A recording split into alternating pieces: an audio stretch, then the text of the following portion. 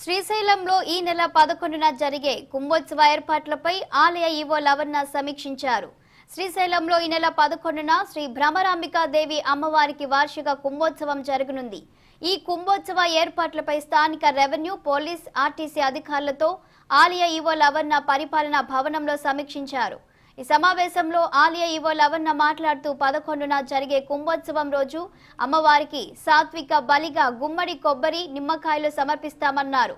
శ్రీశైల క్షేత్రంలో జీవహింస నిషేధం కారణంగా జంతు, పక్షి బలులు జరగకుండా పటిష్ట బందోబస్తు ఏర్పాటు చేయాలని దేవస్థానం అధికారులకు, సిబ్బందికి ఆదేశాలు జారీ చేశారు. జంతు బలి నిషేధానికి పోలీస్, రెవెన్యూ సిబ్బంది కూడా వారి తనిఖీ బృందాలు ఏర్పాటు చేయాలని కోరారు. అలానే సమీక్ష కుంభోత్సవ ఏర్పాట్లపై ఆలయ ఈవో లవన్న సమీక్ష.